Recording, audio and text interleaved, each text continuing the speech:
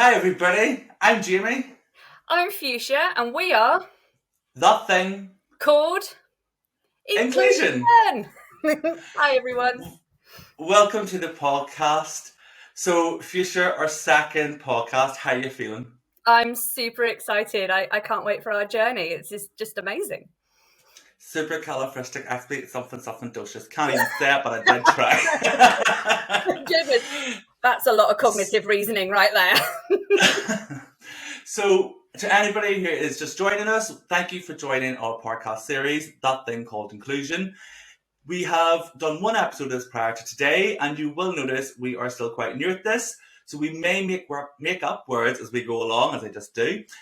So please do bear with us. And also, just to let you know, this podcast is not for anyone below the age of 16. Not that we're going to be heavy on adult content, it's just we may use the occasional swear word. I am Northern Irish, so that cannot be helped. So, Fuchsia, tell us then, how has your week been? Well, in all honesty, it's been a pretty awful week with my disability. Unfortunately, I was in hospital on Saturday. Now, I have a genetic condition called EDS, which is Ehlers-Danlos syndrome, which is a connective tissue disorder, which I think we touched on in the first episode. And when my body is under a lot of stress and it's not particularly happy, my organs start playing up. I'm not certainly shutting down, but they do have an issue. So what happened was I went into full urinary retention on Saturday, which then put a lot of pressure onto my spine and it caused my legs to go numb. Now, this is not unusual for me, but the only way it can be treated is in hospital, because I think if you can imagine, if you're trying to self-catheterize, sorry if we're going into medical terms here, it's incredibly difficult for someone with a spinal injury to be able to do that. I won't go into the wheres and wherefores of how to do it, but it's incredibly difficult. So I did have to go into hospital and I did have to get released, and I'm on a lot of pain medication. So if I do not make sense during this podcast, or I zone out for a little bit, or I'm a little bit hyper, that's why. It's not illicit substances. I'm actually on incredibly strong painkillers. So, but I wanted to be full and honest, because this is what it's like to be a disabled person. Sometimes you see the brighter side of disability, like we're coping and we're superheroes and oh my god, we're amazing, but actually there is another side, which is an incredible amount of pain, an incredible amount of discomfort, and sometimes a lot of mental struggles with having to deal with that. Now, I haven't actually been to work since last Tuesday because of this, so for me that's an added extra pressure. So it's been a bit of a struggle. Of Straight in off course, it the bat. has. Good morning. But by the side of it, you have had, and like I've been in contact with you the past week, and you've been through this up and down journey. And I think the thing that sticks in my head when I'm texting is, oh, I need to get back to work, or I've letting this down, or I'm doing that. And it's that almost that fear. We've kind of touched on this in private conversation, but for anyone who doesn't know, I think when you have a disability and you're used to kind of not being in employment, or you're having issues in employment and you have to be off sick, you have this almost this safeguard up where, and this little mind block that tells you you're going to get sacked, you're going to get sacked. You've taken all this time to get adjustments and you're not doing your job, and you know what, there's somebody with non-disability who can do this better than you. And it's frustrating because as much as we kind of shake ourselves, and I've kind of told you to do it all week, but we can't shake that feeling of not being good enough when we're out of work, because you just have that fear of your previous experience. And I think the physical pain, we can see when somebody's physically in pain. You can see them, we have bandages and all for physical. Do you know what I mean? You can tell somebody's in physical pain, but the pain that you can't see is that emotional scarring and that previous scarring from those instances. So I think for me, talking about this week, especially in regards to pain, is I've been very clumsy this week, I'll not lie. I've walked into things, I've banged into things. I haven't had half a week of you with experiences you face. So I want to ask you, these experiences of these visits to hospital, and you're used to these by now, how do you get used to that? And when did this start happening to yourself that you started having to go into hospital to get this support? So it's happened in the last 10 years. When it first started, I probably was in hospital once a week. I actually spent a full month in hospital. Oh, wow. Um, doing a lot of investigations, MRIs, CT scans, just to make sure that there was nothing nefarious going on. Because the way my body presents, it does actually present as having tumours and cancers, because there's no discernible reason why I should be having these problems, because the blood work's Yeah. coming back fine, the dip test from the urine is coming back fine, so I don't have any urine tract infections, which would be the biggest marker for going into retention. Um, so at the very start, it was awful. I felt so bad because when I was a child, I had a history of going in and out of hospital, and it was quite traumatic. I would lose weeks, months of schooling, going in and out, and things weren't quite right, and I wasn't okay. So as an adult, you just try and think, right, I'm just going to just crack on with life, not realizing that you're actually very, very unwell and that you just can't keep going on.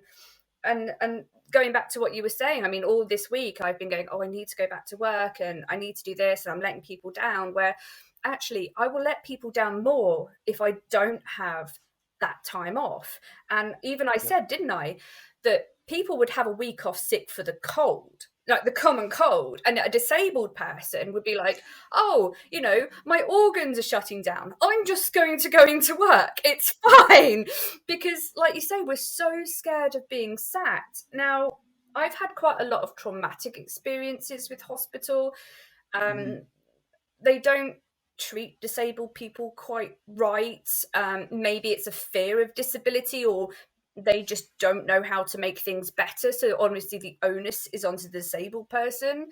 There's been several occasions when my wheelchair hasn't been with me at hospital, and then they're like, "Oh, you need to get home," and I'm like, "Well, how can I get home? I don't have my wheelchair. It's not as if I can just walk to a taxi," and various different And things. that's happened quite recently to you as well, Yeah, because that instance you're talking about, that's happened really recently, and it was when we kind of had started, like me and Future's known each other now a few months, and we've been building this great friendship. And over that time, I think for me, because I have a visual impairment, I don't require a wheelchair. I have terrible mobility, but I have, kind of that independent mobility where I can walk out without a crutch, or I can walk out without a guide dog. I'm quite, I think it's more of an adamant of that I'm confident and I can do this kind of attitude. But I haven't had those experiences. So when we've been relaying messages back and forth, and that instance where you were in the hospital bed and you were texting me going, I don't know how I'm getting home. And it's like, well, how did you get there? Like, if you've drove there, surely you can drive yourself back home. But then it's like, wait a second, why would you have to drive yourself back home if you've literally been in hospital? And then it was like, okay, so you haven't drove there. How did you get there? An ambulance. But they didn't have one to send you home. yeah. Like, so, like in those cases, is that something, because you've talked about the hospitals? Is that something that you've noticed a lot with hospitals, or is it only so many times that you've noticed it, or is it certain It's certain triggers? hospitals. The one that I was just in on Saturday, they took my wheelchair with me, which was amazing. I was in a private room, which was great. The doctor was there right away. They didn't know what was going on, but they were very open and honest with conversations. They asked me, they said, "You're an expert with your body. Tell me what's going on." And I told them. And that was amazing. I'd never had that in another hospital, Yeah. which is to the south of my county. They completely disregarded my pain, everything. This hospital, pain medication within and literally an hour of me turning up, bladder scans, helping me go to the loo, making sure that I had an IV drip, not a UV drip. I was going to say you glow in the dark. Sunshine. We all need sunshine. An IV drip, an IV paracetamol, just everything to try and make sure that my back unlocks. And it was a totally different experience to what I had Mhm. previously. Um, but on the flip side to that, Jamie, because obviously I don't have a visual impairment, I wear glasses, but that's totally different. Um, have you ever been in a hospital or a doctor situation where someone has handed you something to say, read this, and you've been on your own? You're like, excuse me, can't bloody read that. Can you help me? Have you ever been in that situation? Oh, all the time. When you go into doctors, it used to be you went into doctors and you went to the desk and said, "Hi, I'm here for an appointment at such and such," and they'd be, "Go sit down." And then they would have this little Do the little strip on the wall that has the writing that comes across that'll have your name in Oh it? God, yes. No, like, how am I saying that? So I would sit there oblivious, and it would roll 5 minutes, 10 minutes after appointment, and I'd have no clue. And then things kind of changed where, and this is only the past 10 years since like this have actually changed. Things then came to the point where as you came in and you had a like a self checkout almost. I know that's a test like a shopping thing, but it's like a self check in, we'll say. And you come in and you check yourself in again. Okay, how am I doing that? So I would still go to the desk and say, "Oh, I need to check myself in," but I'd be told, "Oh, you need to do it in this machine." Also, hello to Future's cat just walking past. Yes, I sorry, swear, cats will be involved. I swear, sometimes I think it's my nystagmus, it's my eye going for a walk, and then I write, no, Fuchsia has actual cats there, it's not your eyes. But back to the doctors. So yeah, I've had problems when trying to speak to them to get and even getting that appointment. But to be honest, I find a good doctors in Belfast where I'm based, and they're really great at shouting out your appointments. What they're not so great at pointing out is if you ask them for a letter, and a perfect example would be I've asked for letters for employment around my disability because employers need some kind of medical proof at times, and I think me coming in almost licking my phone isn't enough for them. Yeah. But I've went and requested that evidence, and even getting that evidence, that letter is in like the tiniest, tiniest, tiniest font, and I'm like, great, I have a letter about myself, and I can't read it. So it's almost like, here, take this. I don't know if it does say about my disability. So yeah, I've experienced that, and I'm gonna be honest. A lot of the times, the doctors, for me, I go to them because of my back pain. Because no matter what way I sit, even today, you can see I kind of slouch. Like I'm like the Hunchback in Notre Dame, only with dark hair. I think he had red hair, didn't he? Um, so I think for me, I get pain from the way I sit, and the doctors always said, no matter what you do, you're always going to get that. You shouldn't be working on computers. Well, I'm not going to be a bricklayer because the house would be wonky. Could you imagine the So, wall that you would build? Oh my goodness. or could you imagine? Or me being like coming out to do your painting in your house. Like, don't get me wrong, I'm happy to paint and help my partner paint our house, but the cutting in, like, there's no cutting in. The limit doesn't exist. It's all one color. So, like, nobody wants their whole room green everywhere. You want a white ceiling. So it's difficult because I went through situations without adjustments or without support from employers, and there was one point I was taking like 27 tablets a day for pain relief, and Mm, that's insane. yeah. That was 27 tablets a day. Like, oh, but I think turn it back to you because obviously with our disabilities, you're not just disabled. With that there comes implications with your personal life, with your mental health. What with yourself? Have you had to go into any medications or had any conditions because of your disability that stem from it? With pain, yeah. So I do have mental health problems. I do have borderline personality disorder and antisocial personality disorder, as well as complex PTSD. And it's all stemming from being sick as a child and having Mm-hmm. disabilities and facing societal barriers because of that. Um, it all rolls into one. Now, you could say, oh, people with borderline personality disorder are born with it because it can be genetic, apparently, Yeah. but it is systemic from abuse. I've had a lot of people tell me that I don't have borderline personality disorder because you can't have that as well as autism, which I think is a disingenuous thing to say because no one really knows what's going on in the brain. Not even the greatest people on the planet will fully understand the brain. I certainly do have borderline personality disorder, and most of it is stemming from medical neglect and Yeah. negligence. Because if you constantly saying that you're in pain and the doctor's going, "Oh, just take a paracetamol. There's nothing wrong with you. We can't see anything wrong with you." You think you're going crazy, and then you Mm-hmm. start getting angry. I'm sorry if I'm Yeah. using words that people would consider ableist, but this is literally me verbatim saying what a doctor has said to me. Um, and you start thinking that you're losing your mind and Yeah. that you're wrong. And I was put on antipsychotics. I was put on Valiums. At one point with my pain, I was on a cocktail of cocodamol, paracetamol, cocodamol and paracetamol. Figure that one out. Tramadol, antipsychotics, amitriptyline, which is, I think, given to people with depression, sleeping Mm-hmm. tablets, and antihistamines. And it wrecked my liver, and I couldn't take them anymore. So although I'm on painkillers at the moment, this is a very, very rare occurrence that I'm on a course of pain medication, because my body Yeah, will start rejecting it and it will make me very unwell and I'll start having very bad side effects. And but this is the thing, because people are probably wondering, oh, why are you talking about your health when this is meant to be like a work podcast? Well, when you're disabled, it's all connected. All of it's connected. It's not just a working person and a disabled person. If you're a working disabled person, this is all connected. Because if you've ever been on high level of painkillers, try and think what you were like. And then try and think that I have to take those and work, because I don't have an option. And this week I've had to take the week off work, but if I'm going to have to continue with this medication, I'm going to have to work on pretty high opiates, and yeah, that is not really a great way to go with things. And the problem is if I come off them too soon, then I'm going to be back at square one again. But I also can't work on a high level of painkillers because I'm doing myself a disservice and the people that I'm working for a disservice. And this is what you have to balance as a disabled person. Now, with yourself, with your eyesight, you get headaches, don't you? And like you said, you get back pain because you're yeah, constantly leaning into the screen.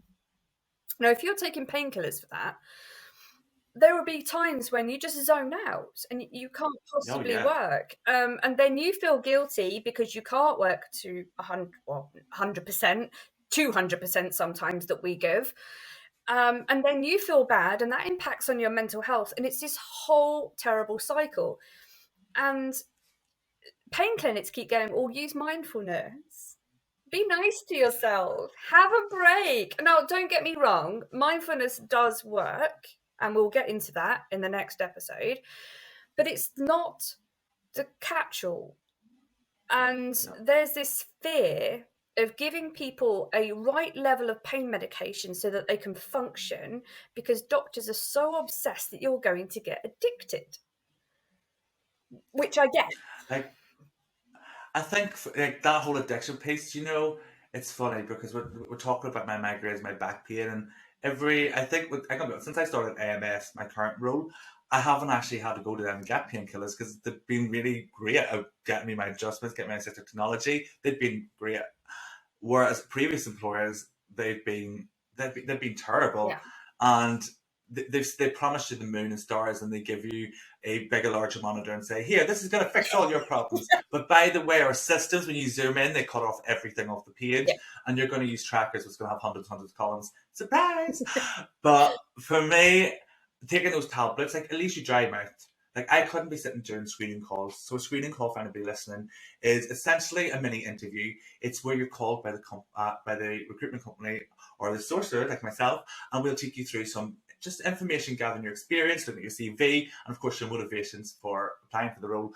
So I couldn't do that call when I'm off my face and tablets. My mouth, when I take, especially cocodamol, they go so dry. It goes so dry, and even my eyes. I think my eyes kind of act crazy when I'm on them because I'm so like trying to focus. It's almost puts more strain on my eyes, and then you have your heart going boom, boom, boom, boom, boom, boom, Yeah. boom, boom, boom. It's and you have to get on with it. You can't just be like, oh no, I can't do this. I've done when I work through in call centers, I've done phone calls with customers as I'm sitting there just trying to work out, oh my god, how am I getting through this? My back's really sore, these painkillers, I'm scratching it, but I'm off my head on these Yeah. painkillers. And your employer doesn't care. Oh, you've got tablets, that should fix it. I was told by one employer, if you stop smoking, that's going to help your back. Really. No, love. Having a visual impairment is what's causing the problem, not because I like to go out the back and have a sneaky smoke. The one thing is probably stressing me, giving me that stress free moment I need in the day. Yeah.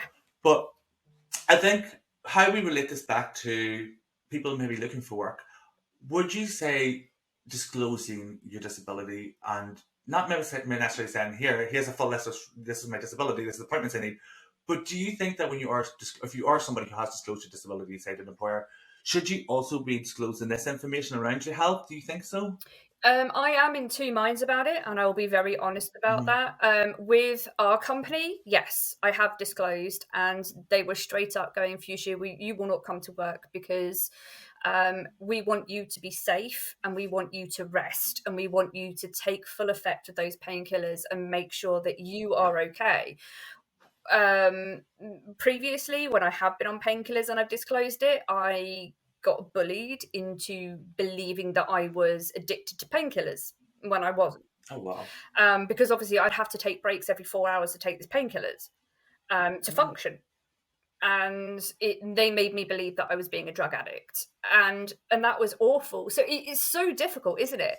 Yeah, okay, I have to Yeah. readily admit that I'm a wheelchair user because otherwise sometimes I won't get into a building. But do I want to tell them that I'm on cocodamol at the highest level? Not necessarily, no. But if I don't and I have a medical emergency, then what happens? Because like you say, cocodamol can make your heart rate go up, and it can certainly make your blood pressure go up.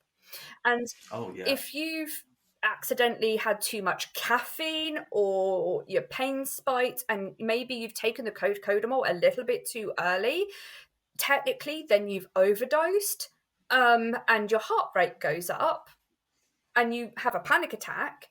What are you going to do? And it's so difficult. And because there's this culture of shaming people that need medication, Yeah.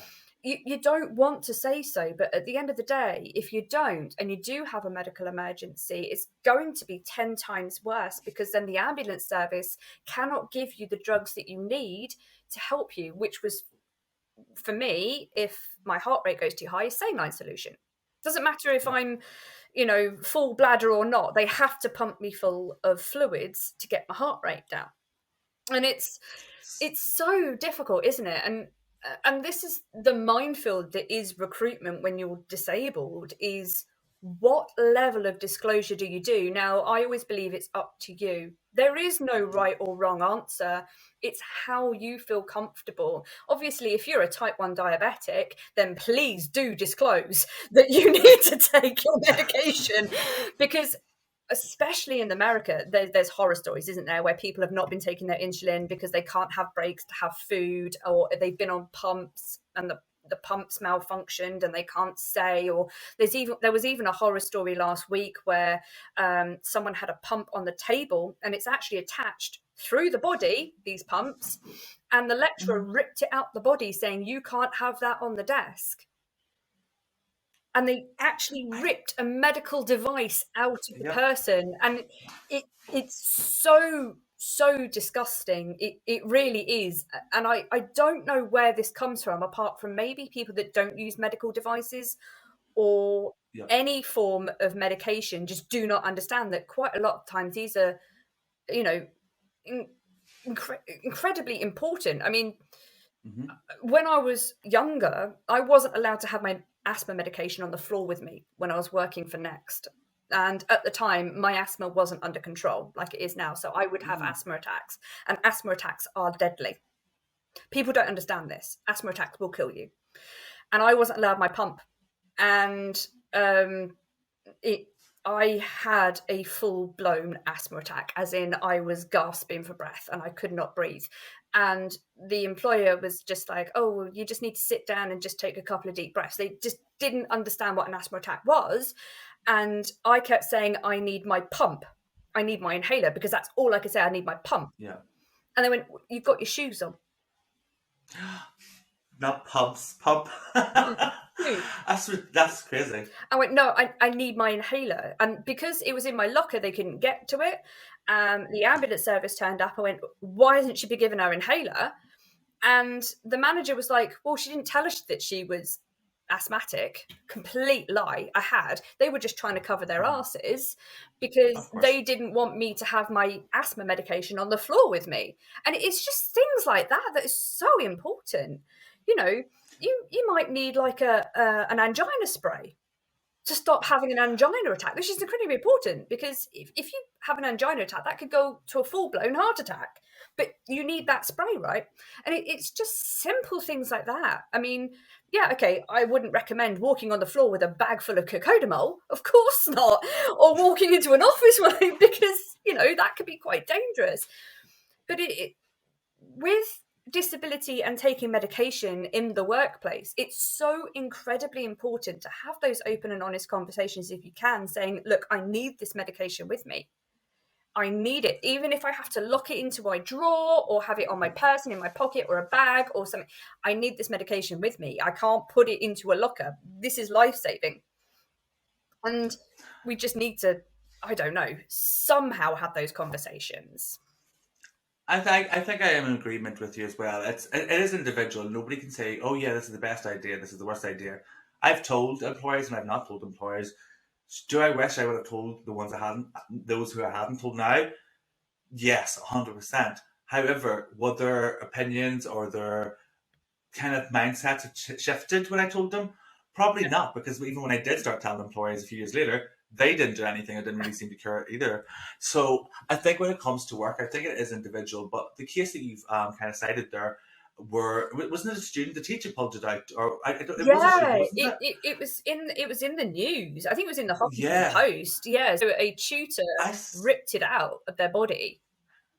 and their excuse was, I didn't know what this was, but it's start, and in the US as well, because the cost of insulin in the US is insane. So this was a couple of £1,000 worth of damage they done, which they weren't taking accountability for because they didn't know. But most people don't know we have disabilities until you speak to us. Just because you didn't know, is it okay to just push me out of the way, which I'm not going to say, or is it okay to just to take you and throw you to the side as well? You're not going to do that. So why is it okay to take somebody's device that just because you don't know what it is and rip it away? Whether you're a teacher or a parent or a colleague, ask. Yeah. Like it's almost the same as I think as somebody taking you in your wheelchair, just pushing you to the side, and that's happened to you. Yeah, that has happened to me on multiple occasions. I mean, almost nearly every time I went out, it happens. People move me, touch me, say, "Oh, can I help you?" without me even saying no. They just immediately start pushing me. And where my fingers are in my wheelchair, you can break my fingers. And if you break my Yeah. fingers, how am I going to push myself? But people they just seem to think that they're doing good. And I'm just like, well, would you just automatically go and grab someone's legs because they're walking slowly uphill? And no, of course they would, because they would get done for harassment. That could be taken as sexual harassment. I think if you physically have to put your hands on somebody else to move them, whether it's hugs, okay, you can hug me, I'm okay with that. But if you're going to push somebody with a disability out of your way, that just makes you an absolute asshole. Let's just be real here, because what human decides, I'm going to use physical force to move you, but I'm helping you because you know what? I've taken that strain away from you having to push yourself or you having to do that extra bit of movement. No, Yeah, it doesn't work like that it there. doesn't work. But I think which was like the whole point of this conversation was being disabled, whether in work or daily life, is you don't have autonomy over your own body. There's someone else always making the decision for you, whether it's medical or in work or personal. I mean, quite a lot of people are still under conservatorships in the world. Brittany being one, although she's no longer. And it's disabled people not having that choice of what's best for them, which is Yeah. the most shocking thing. I mean, having doctors deny me pain medication because it's addictive is wrong. It's Yeah. totally wrong. I mean, when I need pain Especially medication, I need pain medication. End of story. especially when not specialists. Like we have specialist doctors for. Like I have a specialist eye doctor who I would say about my disability. I'm sure you have specialist numerous doctors to discuss certain things with. Yeah. So why does a general GP who has no specialist training get to say we can't give you this because we don't know if you're going to get addicted? But you know what? We're going to disregard the fact that you've had it for years because you have a disability. We don't want you to get addicted to this new painkiller. Yeah. Mate, I've been taking that on his two stronger cousins for years to cover this pain.